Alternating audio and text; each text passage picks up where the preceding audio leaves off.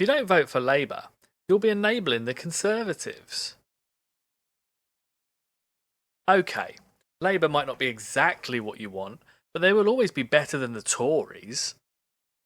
Getting the Tories out is all that matters. You should vote for whoever gets them out, and in this case, that's Labour. You should vote for the lesser evil.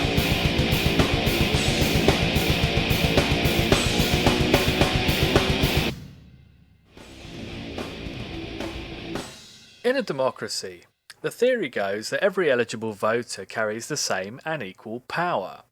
The power to cast a vote for the candidate you want that will represent your interests or views in government.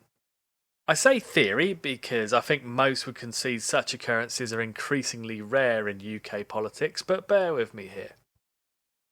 Your vote is a manifestation of your political power and will, and as such holds a value that is sought by all of the political parties that want to form a government. They need votes to win, and your vote is as good and as valuable as any. Since there is no way for a party to accurately gauge everything every voter wants, they create a manifesto, signposting their intentions and policies so that voters sympathetic to their approach can choose to imbue the party's candidates with their votes. The parties can then use focus groups, surveys and other forms of research to identify those who didn't choose to do so, and can potentially adjust future offerings to accommodate voter groups who weren't interested before. In this way, the electorate and the political parties have a shared understanding, a sort of push and pull relationship. If you vote for us, we will do X, and if you do X, we will vote for you.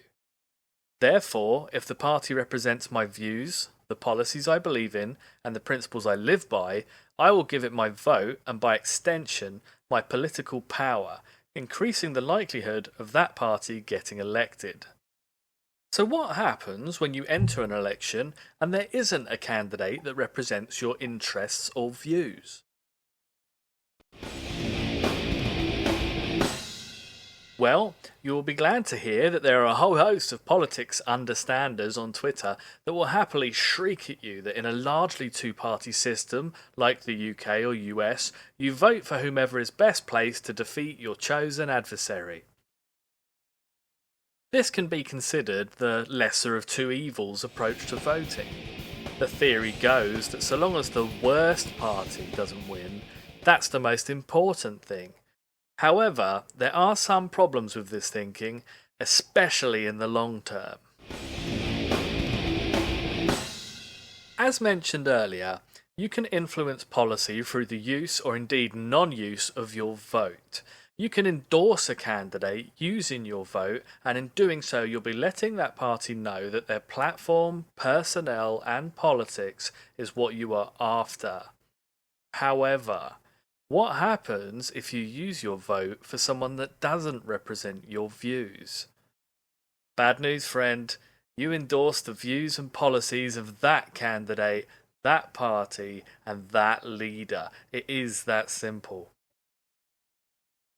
Ultimately, a reluctant vote is worth exactly the same as an enthusiastic one once the totals are tallied, and parties have no reason to offer the sort of policies the left are looking for if the left gives up their vote every time, regardless of the platform.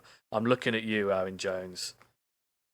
Going back to that phrase we used earlier, if you vote for us, we will do X, and if you do X, then we will vote for you. If the X isn't a policy platform you want, it is up to that party to find out what X you do want, if they want your vote. I know from personal experience that in Labour, a lot more time and energy is spent thinking about who didn't vote for them, rather than those who did.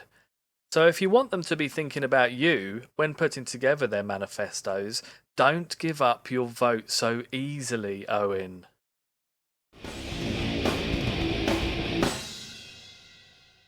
When we talk about lesser evil, how close to the Conservatives does Labour have to be before any perceived difference becomes negligible?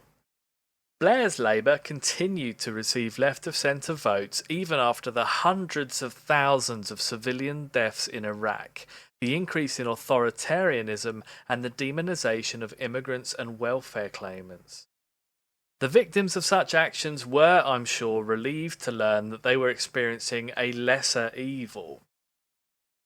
Can we confidently assert at this stage that a Labour government is automatically going to be a better prospect than the Tories, especially when their platforms are proving harder and harder to separate? Growing inequality, climate change and an ageing population are all massive, time-sensitive issues that need substantial action, and we simply don't have the luxury of betting on Labour at a time like this. We can't keep hoping that their triangulations eventually land on a structural solution, and that Starmer finds his conscience, when all indications suggest he bored it to death and left it in a ditch years ago.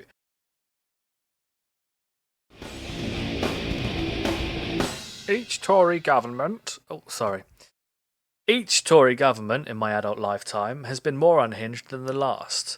Pig botherer Cameron Brexited, handing off to the racist, malfunctioning robot Theresa May, whose government collapsed into the hands of the world's most fertile invertebrate Boris Johnson. Truss was hilariously incompetent in her brief time in charge, and Sunak has already proven as Chancellor that he is just as incompetent and out of touch as anyone in recent memory. Anyway, my point is that being lesser to all of that is not exactly a glowing endorsement of any party. In fact, it just leads to a constant dropping of standards and a shifting of the Overton window to encompass the latest Tory hate campaign.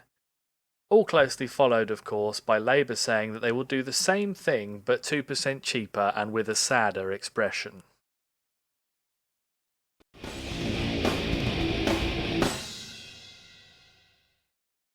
I am not for a single second advocating for apathy or for not participating in electoral politics. We've seen how electoral pressure groups like UKIP can wield huge influence simply by demonstrating the popularity of a series of policies and pulling voters away from the two main parties.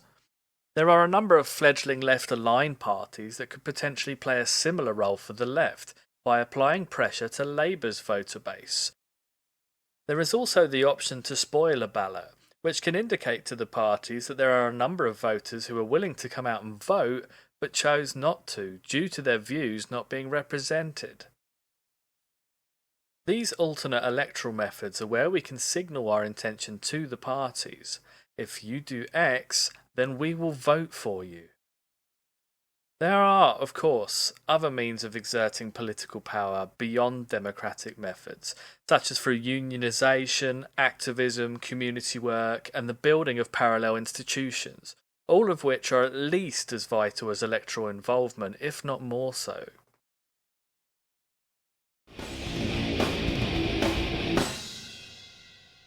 Always voting for the lesser evil doesn't work, especially if the greater evil itself keeps getting worse. It simply creates a downward spiral. Ultimately, we've been on this current spiral for some time now, hoping that by picking the nicer, in inverted commas, of nearly identical sets of ideals, policies and track records, that we might turn a corner and see our material conditions improve. I know that we on the left are under a lot of pressure to swallow our principles and vote with Labour because that's what the left does at elections, right? Get the Tories out, Progressive Alliance, etc., etc. That's pretty much what we've always done, isn't it? So ask yourself this: how has that gone so far? Do things seem better now than when you were a kid? How about public transport, the high street, the NHS, job security, welfare, the climate, political representation? Yeah, no, exactly. There comes a point where the left simply has to draw a line in the sand and say, these are the policies we want to see, these are the policies that we believe in, and that we are not going to vote for some lesser version in some hope that it's going to offer some great bright future. We've been there before. We've seen how that turns out. We cannot afford to keep kicking this can up the road. Votes are important. They are the currency of democracy, and ultimately, if you believe in democracy as a vehicle for change, make sure you give your vote to someone who deserves it. You deserve better than a lesser evil. We all do. Thank you for watching this video. I hope it was useful or entertaining or at least annoying enough that you've got something to rant about your friends later. If you did enjoy it, give the video a like and subscribe for more content coming soon. Thank you very much. Bye.